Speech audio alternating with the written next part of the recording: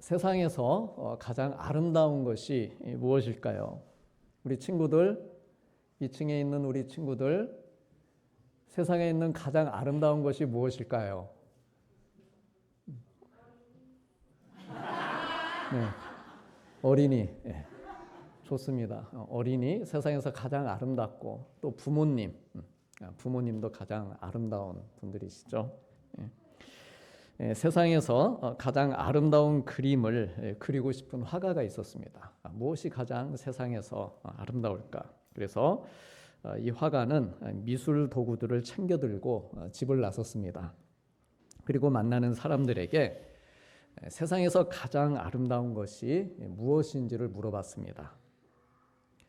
첫 번째로 만난 종교인은 세상에서 가장 아름다운 것은 믿음, 신뢰라고 말을 합니다. 서로를 손을 잡고 서로를 믿어주는 것, 새끼손가락을 걸고 약속하는 것, 그 믿음을 가지는 것, 그 마음이 세상에서 가장 아름다운 것이다 라고 말합니다. 그리고 또 길을 가다가 이제 막 결혼을 한 신혼부부를 만납니다. 신혼부부는 세상에서 가장 아름다운 것은 사랑이라고 말을 합니다. 서로가 하나가 되어서 안아주고 감싸주는 사랑이 세상에서 가장 아름다운 것이다 라고 말합니다. 저희 보면은 이 표시 많이들 이거 해보시죠. 이렇게도 하고 또 이렇게도 하는데 이렇게 한번 해보시죠. 우리 옆에 분들 향해서 사랑합니다 이렇게 한번 해보시죠. 네. 사랑합니다. 네. 늘 하시는 거지 않습니까? 늘 우리 손주 보면서 또 우리 엄마 아빠에게 늘 이 사랑 표현하실 텐데 사랑이 가장 아름다운 것이다.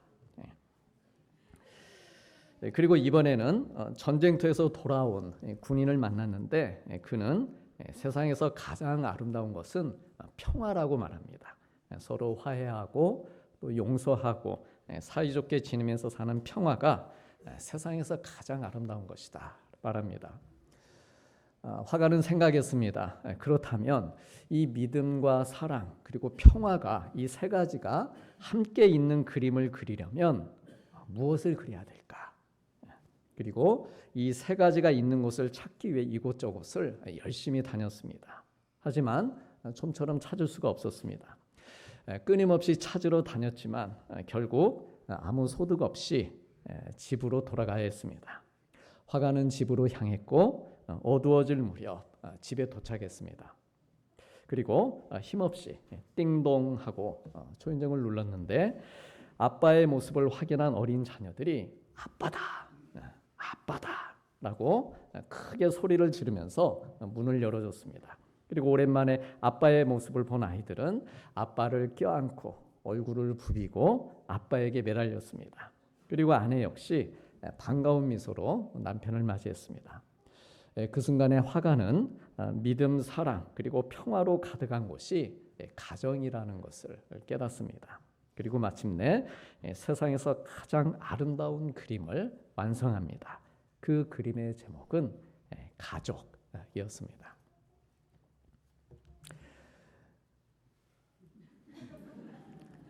우리는 아닌데요.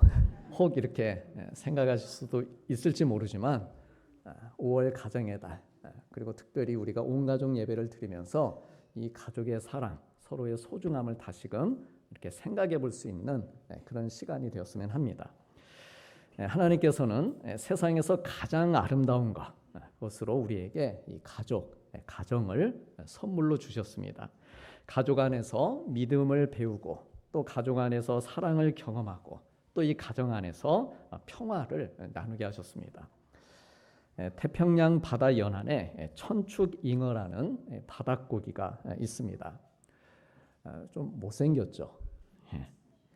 이 물고기에게는 아주 특별한 습성이 있습니다. 암컷인 엄마 잉어가 알들을 낳아 놓으면은 수컷인 아빠 잉어가 저 입 안에 보이시죠? 저 입 안에 보면 수컷인 아빠 잉어가 그 많은 알들을 입에 담아서 부화를 시킵니다. 입에 알들을 담고 있는 동안 이 아빠 천축잉어는 아무것도 먹을 수가 없습니다.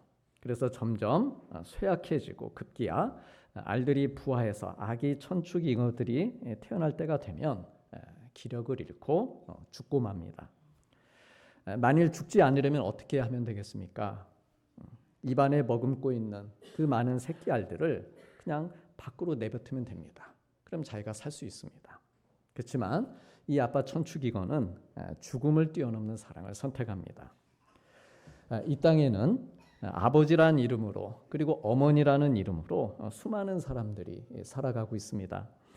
자녀들을 품 안에서 잘 부화시키고 그리고 세상 밖으로 또 잘 내보내기 위해서 희생하며 생명을 다하는 수고를 합니다.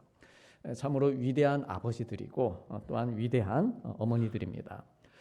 가족을 영어로 패밀리라고 합니다. 패밀리라고 하는데 이 단어의 어원은 아마 아실 것입니다. Father and Mother, I love you. 아버지 어머니 사랑합니다 라고 하는 말에 맨 첫 글자들을 합성한 것이라고 합니다. 특별히 오늘은 어버이 주일이기도 한데 우리 부모님, 우리 엄마 아빠를 생각하면서 혹은 추억하시면서 감사의 마음을 담아서 한번 표현해 보겠습니다. 아버지 어머니 사랑합니다. 엄마 아빠 사랑합니다.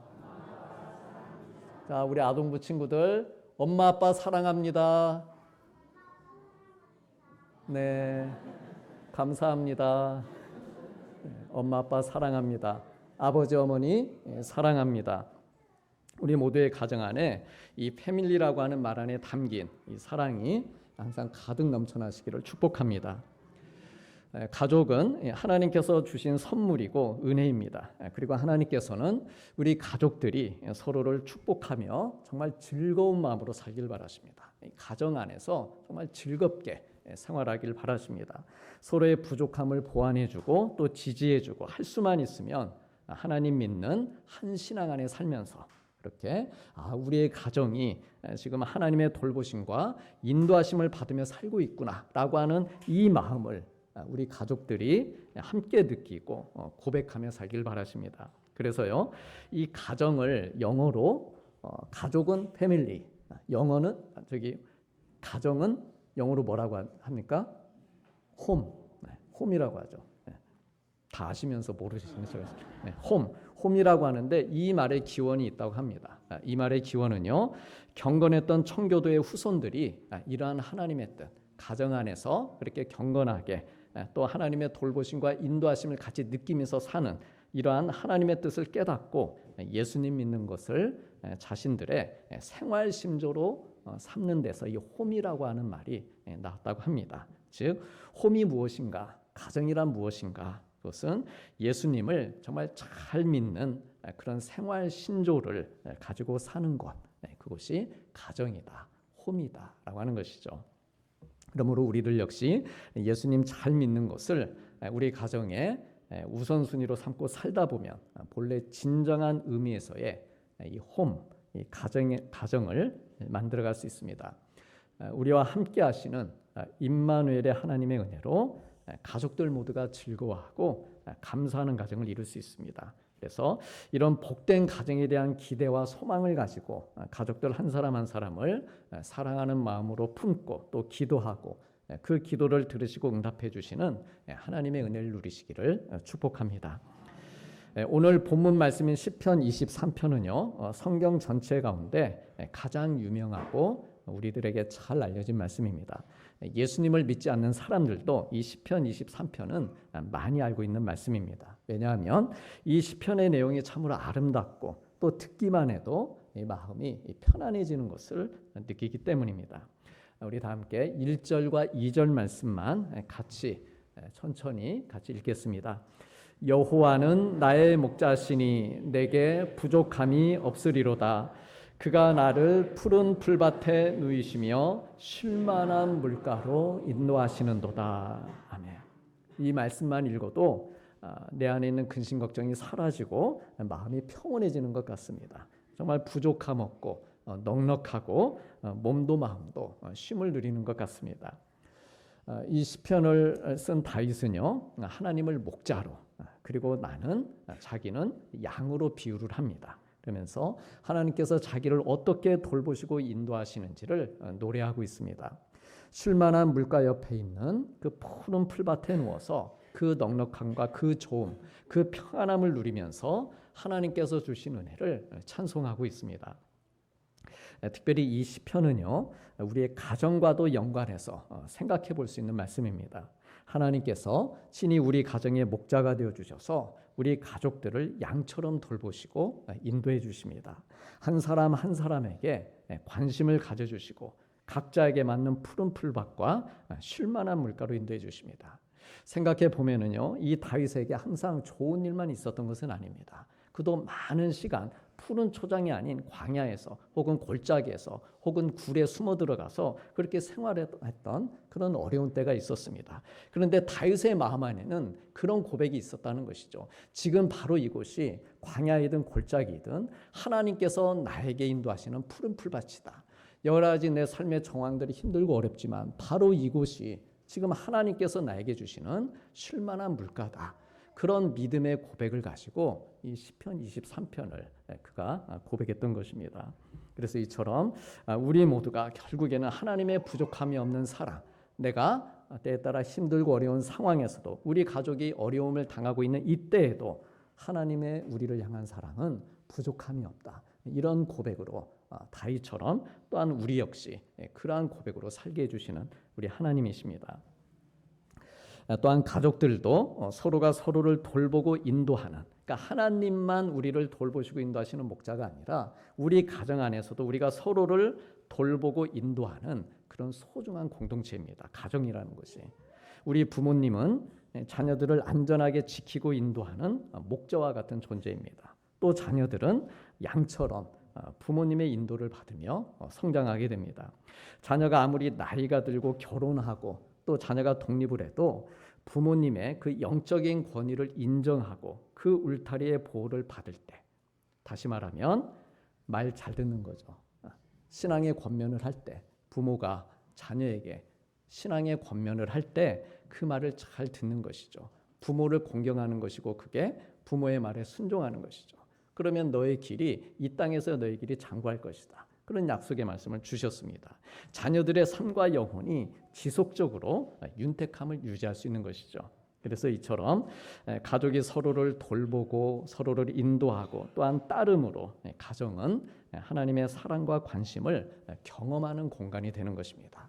교회 안에서만 하나님의 사랑을 경험하는 공간이 되는 게 아니고 내 기도하는 골방에서만 하나님의 은혜를 경험하는 공간이 되는 것이 아니고 우리 가정이 그런 돌봄을 통해서 그런 고백들을 통해서 하나님을 경험하는 공간이 되는 것, 그렇게 만들어가는 것, 이게 부모의 책임이고 또한 우리 자녀들의 그런 책임 있는 모습이다라고 하는 것이죠. 하나님께서는 우리의 가정이 하나님의 돌보심과 인도하심을 받으면서 밝고 환한 분위기로, 화난이 아닙니다. 환한, 밝고 환한 분위기로 가득하길 바라십니다. 즐거워하고 정말 기뻐하는 가정, 너희 가정이 정말 환하고 기뻐하는 가정이 되길 원한다. 그게 하나님의 마음이십니다. 왜냐하면 본래 가족은요, 서로에게 즐거움과 기쁨을 주는 존재이기 때문입니다. 부모는 자녀의 성장과 발전을 보면서 거기에서 보람을 느끼고 기쁨을 가집니다. 또한 자녀들은 부모님의 사랑과 관심을 받으면서 거기에서 기쁨을 누립니다. 또한 형제와 자매들 역시 함께 즐거운 경험들, 그런 경험들을 하면서 형제지간에 더욱 가까워지고 가정을 계속해서 밝고 환하게 만들어가는 것입니다. 그런데 그럼에도 불구하고 구약에 나오는 요셉의 가정은 좀처럼 웃을 수 없는 집안이었습니다. 많은 복을 받았습니다. 재정적으로 많은 복을 받았습니다. 가족도 얼마나 많습니까? 그런데 웃을 수 없는 집안이었습니다. 아버지 야곱이 자녀들 가운데 요셉만 예뻐했습니다. 그리고 이를 시기한 형들은 요셉을 미워하고 멀리 애굽에 팔아넘겼습니다. 그리고 요셉이 짐승에 뜯겨 죽었다며 아버지 야곱을 속이고 그리고 야곱은 큰 슬픔에 빠져 살았습니다. 요셉 역시 17 어린 나이에 애굽의 종으로 팔려가서 고생을 하면서 아버지도 보고 싶고 또 많이 그 마음이 슬프고 괴로웠을 것입니다. 그런데 하나님께서 이 애굽에 팔려간 요셉의 목자가 되어 주십니다. 음침한 사망의 골짜기로부터 그를 건져주시고 해를 받지 않도록 그를 보호하시고 인도해 주십니다. 집주인 보디발에게 인정을 받아서 은혜를 입게 해주시고 또 애굽의 왕으로부터도 큰 신뢰를 받게 해주십니다. 푸른 풀밭 쉴만한 물가로 인도하시면서 그의 영혼을 소생시켜 주십니다. 어려움에 빠질 때마다 그의 영혼이 쓰러지지 않도록 해주십니다. 영혼만큼은 쓰러지면 안 된다는 것이죠. 외적으로 어려움을 당할 수 있습니다. 그런데 그때마다 하나님께서는 그의 영혼이 쓰러지지 않도록 계속해서 소생하도록 그를 곁에서 도우신 것입니다. 그래서 하나님의 이름을 위해서 포기하지 않고 정말 쓰러지지 않고 의의 길로 가도록 하나님께서 요셉의 삶을 인도해 주셨습니다. 그래서 이렇게 요셉이 먼저 하나님의 은혜를 받고 목자이신 하나님의 인도하심을 받으면서 그의 가정에 즐거움과 기쁨의 일들이 일어나기 시작합니다. 자기를 시기하고 미워해서 팔아넘겼던 형들이 요셉에게 용서를 구합니다. 그리고 요셉은 그런 형들을 따뜻하게 위로하고 용서해 줍니다. 그리고 보고 싶었던 아버지와도 다시 만나게 되고 온 가족이 한 지역 고센이라고 하는 지역에 정착해 살면서 그 가정의 웃음꽃이 피어나고 즐거움과 기쁨이 가득한 가정이 됩니다. 한 사람입니다. 요셉입니다. 그러니까 우리 가정에 요셉과 같은 사람이 필요하다라고 하는 것이죠. 한 사람이 하나님의 은혜를 받고 비록 고난 가운데 있었으나 하나님의 은혜를 경험하고 그리고 그의 영혼이 소생하면서 그의 가정 가운데 놀라운 일들이 일어나게 되는 것입니다. 우리 사랑하는 성도님들, 처음부터 웃지 않고 처음부터 밝지 않고 즐겁지 않은 가정은 없습니다. 처음부터 사랑하지 않고 시작하는 가정은 없습니다. 결혼식 할 때 보십시오. 다 웃고 즐거워하면서 신랑 웃으세요, 신부 웃으세요, 거기 아버지 어머니 웃으세요, 친구들 웃으세요. 다 같이 웃으면서 기뻐하면서 시작합니다. 그렇게 가정을 시작하는 것이죠. 또 자녀가 태어날 때도 어떻게 합니까? 왜 태어났니? 꿀밤 줍니까? 그러지 않습니다. 다 같이 감사하고 기뻐합니다. 그 아이를 축복합니다. 가정이 그렇게 해서 시작되고 그렇게 해서 가정이 대를 이어가는 것입니다. 사랑하지 않고서는 즐거워하고 기뻐하지 않고서는 가정이라는 것 자체가 성립될 수 없습니다. 다 우리가 그런 가정을 가지고 있는 것이죠. 지금은 어떠냐는 것이죠. 그 사랑이, 그 기쁨이 유지되고 있는가? 살다 보면 잠시 섭섭할 수도 있고 또 형제끼리 다투기도 하고 시기할 수도 있지만 그러나 그것이 미움으로까지 가지 않도록 사랑과 기쁨이 회복이 되도록 그래서 우리는 더욱 나의 목자이자 가정의 목자이신 우리 하나님을 의지해야 됩니다. 하나님께 우리의 가정을 맡기고 계속해서 우리의 상황을 하나님께 말씀을 드리면서 하나님께서 우리 가족 한 사람 한 사람의 영혼이 정말 낙심되지 않도록 계속해서 소생할 수 있도록 그래서 정말 즐거워하고 기뻐하는 가정이 될 수 있도록 그렇게 해야 될 사명이 우리 먼저 믿은 우리 이 자리에 우리가 같이 말씀을 나누고 있는 우리에게 먼저 그 은혜가 있어야 되는 것입니다. 요셉은요 자기 형들뿐만이 아니라 자기 주인 보디발의 아내와 그리고 감옥에서 자기가 꿈을 해석해 준 왕의 술 맡은 관원장까지 얼마든지 미워할 만한 충분한 이유들이 많았습니다. 미워하려면 얼마든지 미워할 수 있었습니다. 그렇지만 요셉은 성경에도 기록되어 있듯이 하나님께서 자기와 함께 하시는 목자이심을 믿었기에 그때마다 더욱 하나님을 의지하는 마음으로 미워하지 않을 수 있었습니다. 어떤 순간에도 주의 지팡이, 주의 막대기가 나를 안위하고 계신다. 이것을 믿었습니다. 그 영적 자존감이 뛰어났다는 것이죠. 그리고 그 결과 하나님께서 자기와 함께 하시며 형통케 하시는 그 은혜를 경험했고 자기가 받은 그 은혜를 자기 혼자 취하지 않고 가족들과 함께 하나님께서 나를 먼저 이곳에 보내셨습니다. 그렇게 해석되어지는 삶으로 자기 가족들과 함께 그 이야기들을 나누면서 축복받는 가정이 될 수 있었습니다.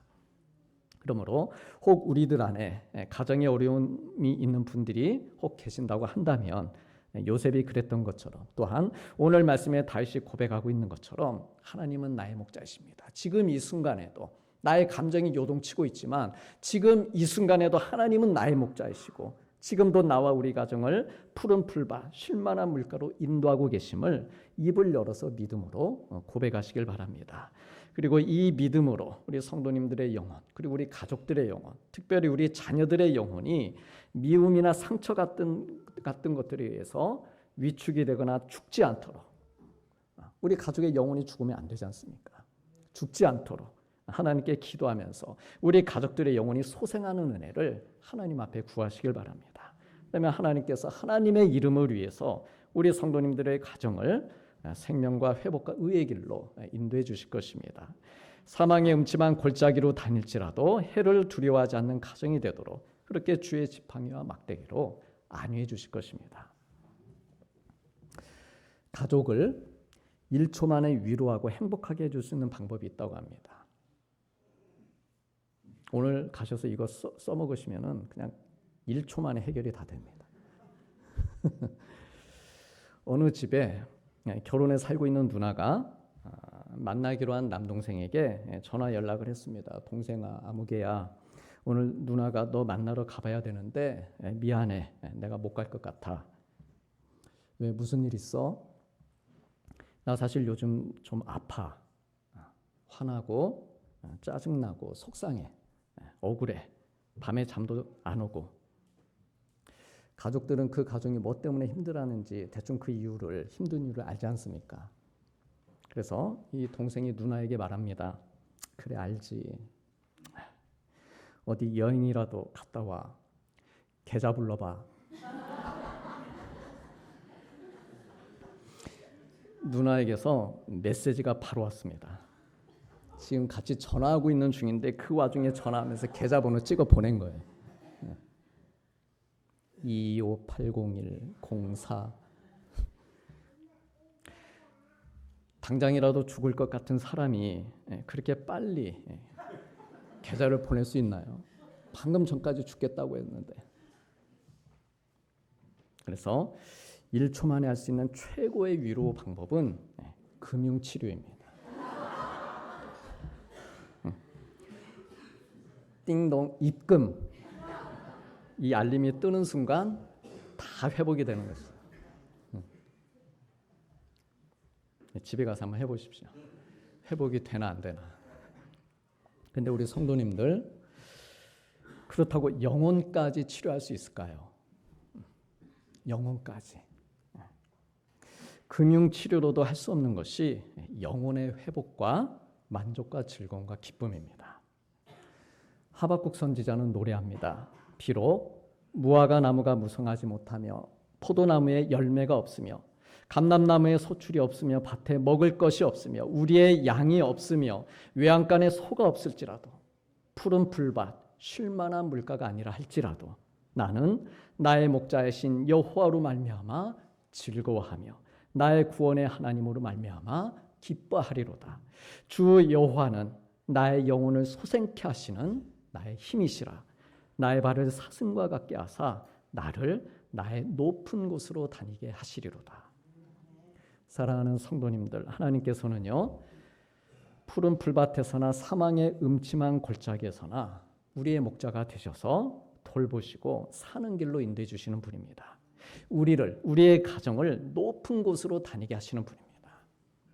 하나님 앞에서는 다 같이 똑같은 하나님의 자녀들이요 가정이기에 우리 모두의 가족을 위해 상을 차려주시고 머리에 기름을 부어서 잔이 넘치도록 해주십니다.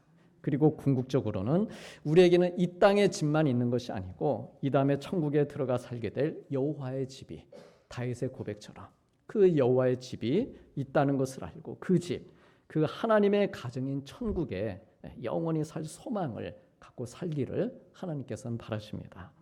그러므로 나와 우리의 가정의 목자가 되시는 우리 하나님의 은혜 안에서 특별히 이 가정의 달, 가족들 서로의 소중함과 고마움을 생각하고 또 표현하면서 주님이 인도하시는 푸른 풀밭 쉴만한 물가로 인도함을 받고 영혼이 소생하며 잔이 넘치도록 이렇게 머리에 기름 부음을 받는 복이 우리 사랑하는 성도님들과 가정 위에 평생 함께 하시기를 주님의 이름으로 축복합니다. 기도하시겠습니다.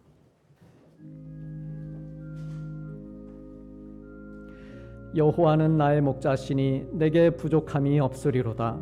그가 나를 푸른 풀밭에 누이시며 쉴만한 물가로 인도하시는도다. 내 영혼을 소생시키시고 자기 이름을 위하여 의의 길로 인도하시는도다.